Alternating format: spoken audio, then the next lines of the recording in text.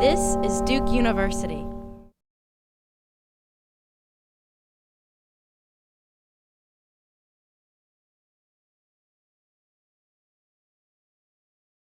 I'd like to introduce our next speakers.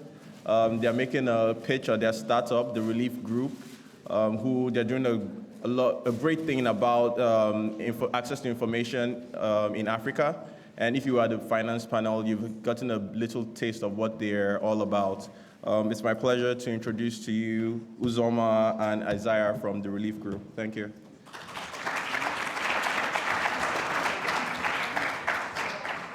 Thank you for the kind introduction. My name is Isaiah Udotong, and I'm the CEO of Releaf. I'm an MIT student, and I'm very happy to be here. Hi everyone, my name is Uzo. I'm a senior here at Duke. I'm in the mechanical engineering department. I'm excited to tell you about what we're building at Releaf. In the simplest sense, Releaf is a private company database that provides tools to make investing in Africa easier. Now, investing in Africa is kind of a buzzword. Everyone is very excited to get involved and to start channeling growth into African enterprises. There's a huge financial gap. There's about a $60 billion gap in terms of what SMEs, small to medium-sized enterprises need and what they're actually getting. And 85% of these businesses are underfunded. And why is the capital not able to get there? The reason is because investing in Africa is pretty hard. When you want to invest into an African business, there's one or two approaches people will normally go through. Either you will establish an office on ground, so you can actually meet with business owners and be able to understand what's there on ground, or you get references to companies and then request a full diligence report from a financial service company that can take about 2 to 4 weeks to complete and run you about $10,000 to get the full diligence of what is actually there on ground. And this is a horrendous system. It should not take you 2 to 4 weeks or $10,000 to say yes or I want more or no on a business, on one business prospect. And so what we're doing is streamlining that early deal consideration process by building out the data ecosystem. Our tool is going to be able to take in your preferences. So what kind of deal size are you looking at? What financial instrument do you want to use? What vertical do you want to look at? And be able to present you with insights on businesses that make the most sense to you, whether you're an institutional or individual investor. So how do we do this? The first step is that we collect the data. We ask businesses for data on their performance, on the market opportunity that they're functioning in, the management team's experience, their financials. Because when you're looking at African businesses, it's not as simple as you're looking at an American startup. Folks want to see credibility of the founding team. They want to see that the business is incorporated. They want to see legal documentation. So that's what we provide on platform. The next step is that we analyze these insights. We don't just give you a laundry list of documents and files, but we collate it ourselves, and then we analyze it and give you a quantitative way of seeing whether or not a business has something or they do not. Finally, we structure it in a platform so that you can indicate your own preferences, as Uzo alluded to, so that if you are an individual that prefers businesses that are legally sound and with a very strong market opportunity, those are the kind of businesses that you're going to see. So you can screen out the kind of businesses that are generally against your investing thesis. So a really important piece of what we're providing and the value we're giving to our users is our 9 investment factors. So like Isaiah alluded to now, if the team is really, the execution capacity of the team is the most important thing, that's a very difficult metric to key in on. But if you're able to see how a business is performing on aggregate against different companies you do understand, you get an understanding of how they are executing and you're able to build the trust necessary to make a decision. Of course, finances is a very quantitative business, so you're able to quickly see how they're performing again against the competitors and the market. Business model, so if you are a two-sided market, and we understand that two-sided markets are actually very difficult to do in the Southeast in a number of states just because perhaps there's less trust or the transportation is more eroded there, you're able to actually see how in that local market context a business stacks up. Yeah, as Uzo was alluding to, the main thing that we want to articulate as a difference from other existing solutions is that we allow for a dynamic experience. We want to have it so that you can benchmark a company right next to another company that's in a similar industry. That's the main type of decision that folks want to see. Not only are you able to see how an individual company is performing, but you want to see how are the competitors in the landscape, like what verticals do they have stronger opportunities, and how can I compare those companies. So for us, what we want to do is make it an affordable experience so that compared to these analyzed reports that you're getting more of a singular experience. We want to have it so that you can have all the different kinds of companies that you're looking for in one centralized location for a much cheaper cost. And so how we're thinking about sustainability is to current solutions on the market for data is either annual subscription or monthly subscription. And we're still toying around with the perfect price point, but this is where we're at right now. Now, let's talk about our founding team. As I mentioned, I'm the CEO. I've had 2 years of experience at Facebook as a software engineer. And during my internship, I won an internship competition and was selected to present my application to Mark Zuckerberg. And Uzo. Sorry, that was me clearing my throat, not me saying I wanted to speak. But yeah, hi again, I'm Uzo. I'm a senior at Duke in the mechanical engineering department. I've had experience as a systems engineer at GE Aviation, and 2 summers before that I built a ag tech system in northern Togo. It's still sustainable today, giving folks ROI. Supposed to head to Microsoft after graduation, and as a product manager, and I've deferred that to move back to Nigeria in September and build full time. I've also just been elected as young trustee, so I'll serve on Duke's board of trustees for the next 3 years, 2 years as a full voting member and 1 year as an observer. So I'm excited to stay involved at Duke while building my business. Our third co-founder is Ikenna, who's actually my cousin and our very, very good friend. He's actually a senior at Yale, interned at Bain the past couple of years, and he got a full-time offer. Months. Yeah, past couple months, yeah. But he got a full-time offer, and he's basically rejecting that full-time offer to work on Releaf full-time as well. He's also a Harambean, if you guys are familiar with the Harambean Entrepreneurship Fellowship. And then for our mentors, Ayogu Adeshina, who's the president of the African Development Bank, is currently a mentor. He's also the former Minister of Agriculture, which is why we have a large focus in agriculture, as he really imparted upon us the opportunities that exist in agriculture. Our other mentor is actually Jason Towns, who serves as the managing director of Groundwork Funds, and they fund minority entrepreneurs. And then he's also named in the group top 100 African Americans, most recently in 2016. So where are we? What have we done? So since January 2017, and we pivoted our business model, we have over 300 business data sets on the platform. We collected these primarily from our partnership with the African Development Bank. We also just recently secured a partnership with the Fate Foundation, which is Fola Adiola, who is the founder of GT Bank in Nigeria. It's his nonprofit arm, and so we just signed a partnership with them to get all their businesses they have in their database on our platform. We have thus far 3 impact investing funds subscribed, so some early adopters as well as 10 more in the pipeline. And this month we're running a ton of demos on our current MVP. We'd love to talk to anyone who wants to kind of be early adopter, because we're still in closed beta. We actually got $3,000 from MIT, so Isaiah spent all of January in Nigeria building out some of those partnerships and talking with different businesses to really get us starting up. For us at Releaf, we believe the most surefire way to create development in the African economies are through the private sector growth. As we know, there are a lot of regulatory challenges. In the private sector, we believe that you can surmount a lot of the inefficiencies and really create value as opposed to waiting for it. And for us, we believe that information and insights are really one of the major limiting blocking factors that have existed and blocked development. So what we're trying to do is really create an ecosystem of information that can be very beneficial and valuable to the entire value chain of investors, entrepreneurs, and allow for capital to flow between those two. We have about 2 minutes for origin story. Yeah, we want to actually, before we open it up to questions, we want to actually go through our how we came to be, how we kind of began doing this work. It didn't just kind of happen overnight. But it did actually begin over a Google Hangout, believe it or not.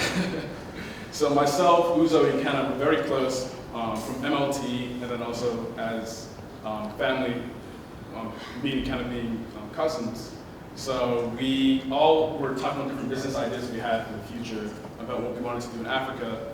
And one of those days we just kind of said, like, why not begin building a portfolio now? Why not begin trying to do something now? So initially what we wanted to do was help businesses in the private sector through our own services. Because we were doing our own internships at tech companies, consulting firms. We're like, okay, maybe we have a little bit of something we can offer some of these companies in Africa. So we decided to create a model of helping businesses in Africa with our own skills. And then we kind of wrote together like a little executive summary, ended up going to the conference, the African Christian Fellowship Conference. Akemi Adesina was the keynote speaker for that conference. And we ended up catching him afterwards and really just pitching the idea to him, trying to get feedback just to say, like, is this a feasible idea? Do you think this could work? And he said, whether or not I believe in this idea, it's not really for me to make that kind of call. You guys need to actually go down into Nigeria, speak to businesses, and ask them about this kind of value and how you guys can be most beneficial. And I'd be willing to fund your trip. I really like your guys' passion, I like your energy, and I feel like this would be a really good opportunity for you guys to learn something. He might have been kidding, he might have been serious. We ended up following up, told him we will be doing X, Y, and Z. We will have this very structured plan of getting insights and turning this into like a real venture. And he ended up agreeing, sure enough. Ended up funding our first trip to Nigeria. It was afterwards, after we came back from that trip, that's when we really became to internalize the need to actually take this on like that's a serious commitment. And that was back in late 2015. So we've been grinding away at this for a while. I'll say that even the impetus for us to want to do work back on the continent, I mean, for those that are younger, like a lot of the times you write your collegiate essays, like this is what I want to do, and come here and then go back. It's because we just heard our parents complaining all the time. Every single dinner we went to, every single conference, just complaining. And we said, well, I mean, maybe in 20 years we'll be able to do something, but like it's gonna be, our generation are gonna be the leaders that we've been waiting for, and I absolutely, wholeheartedly believe that. And so, you know, Releaf is just the start for Isaiah and I'm sure for a lot of folks in the room of like a lifetime of doing work on the continent. So excited to take questions from those in the audience. Thank you for giving us the platform.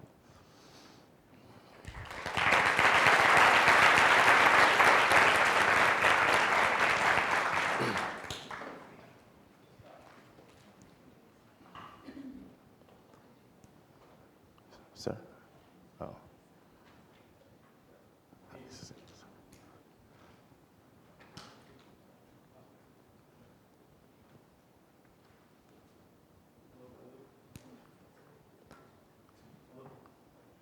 I can hear you. Hey, congrats. Yeah, that's great. Congrats about it. I have two questions really fast. Like, we're learning here at Fuqua, like how important it is, like, if you really narrow down what is your goal, what exactly you're gonna do, what you're not going to do. Like, what is specifically like when you think about trade-offs and you know I'm not gonna do exactly this. You made a really bold statement, like saying that you're creating this ecosystem, you're collecting, analyzing, and presenting data. So I want to like just provoke you a little bit. Like what specifically do you think is going to be your deliverable? Like the results of your you're going to be you're going to specialize in collecting, analyzing, or presenting. Like what is your main skill here? And the second one, if you have to choose one company or organization to partner, who is this company? Who is this organization, and why? To answer your first question, I think that was actually a good question. I would say presenting is really what we're trying to do. The collecting and the analyzing is really the means to the end of presenting the data. For us, as Uzo alluded to earlier in the presentation, what we're trying to do is not be the vehicle by which the capital is flowing, but we want to be the ones that's unblocking the impediment that's preventing that. And that's like a business owner being able to now be exposed to a venture capitalist that previously would have never been able to find out about them. But then also like for a venture capitalist to look at a business and say, either I'm interested or I'm not interested as quickly as possible. Or any individual investor, right? It doesn't have to be a VC firm or PE firm. It can be a lone individual. And the second question, I would say, it would be the agency that registers all credible businesses, like right now we're focused in Nigeria, to be our partner. That means that the data will immediately be stored on our platform. That would be the best partner that we could possibly have, because then that opens up the ecosystem in a structured way where we don't have to continually collect that and analyze it, so it's built in. Thank you. Great question. Sir. I want to thank you guys for that pitch, and I think it's just right in line. My question is, how are you able to validate some of that information from those businesses, given the fact that some of these businesses might try to shield some of that information for tax purposes? Absolutely. Yeah, that's a great question as well. So we actually just hired our first person. She worked with KPMG for about 3 years, like building those cumbersome reports that cost $10,000 for KPMG. So now she does it for us, except she's not building the reports. She's going through the same process of these businesses. And so the documents we collect from them are certified. So it would be their tax documents, a lot of the times how we verify the actual annual revenue and their run rate. And a lot of the times investors need to see those documents, and it makes it difficult, and it shortens our pipeline. But that's kind of one really big piece of validation, as well as hiring folks that already do this and have done this for many years. And then imagine yourself as an investor on our platform. Say you're looking at a business that has very strong financials, but our platform is also telling you that they don't have the accounting statements to back up those financials. So as an investor, you're aware of your risk as you're getting in touch with this business. You know that like these documents are probably not really existent, and if they are, the business owner hasn't shared them with us. So that's why we use different factors, so you can evaluate along different metrics. Thank you. Great question. Sir. Yeah, it still falls along the same line of validation of information. Validation of information. It's what you get that you present. Now, even with the consultant that you have hired, it's what she gets. And does she have access to FIRS if, for instance, she's working in Nigeria? And this is where companies that do file their tax have to present their statements for auditing, for tax purposes. Because, for instance, I run a business in Nigeria, it's been running for 8 years, but the larger group has been running for 30 years.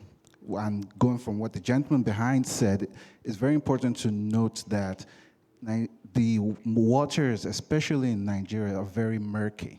Yeah.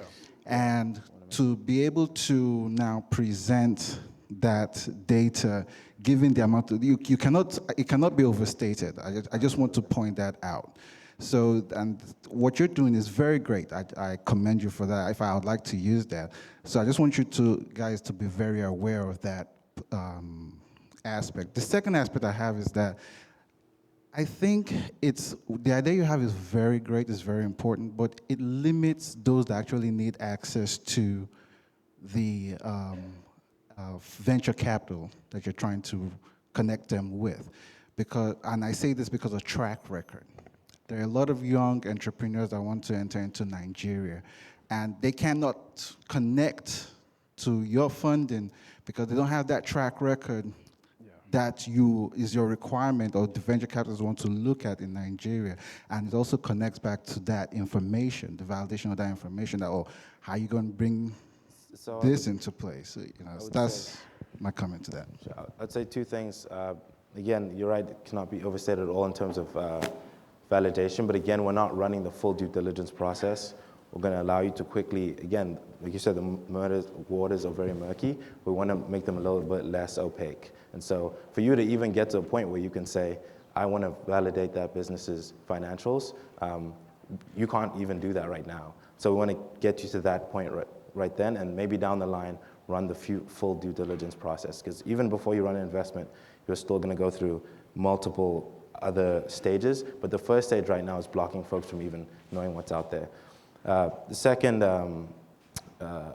thing you commented on, can you just run it back really quickly? It's about track record. Okay, absolutely. So everyone is all the businesses that we showcase on our platform, there's no barrier to entry then, because if we can open up our pipeline as much as possible, then there'll be really good businesses, and then there'll be medium businesses, and there may be some bad businesses. But if you can see when you rank a business on their business model, and their financials, maybe their traction, and then maybe in the team sector, we use multi-factor analysis. But maybe in the team factor, you show, all right, they don't have as many years, but they've maybe worked at Andela and Conga for 4 years, and shows, okay, they have some experience. Or maybe they just graduated top of their class from Obafemi in computer science. But then you can then make a decision saying, okay, I know these metrics, they're really strong here, but they're not so strong here, but I may take a chance on them. So it's not like we'll block them from being on our platform as a result. Does that answer your question? Thank you. Thank you so much. Please, Uzo and Isaiah and his team, can you give them a round of applause?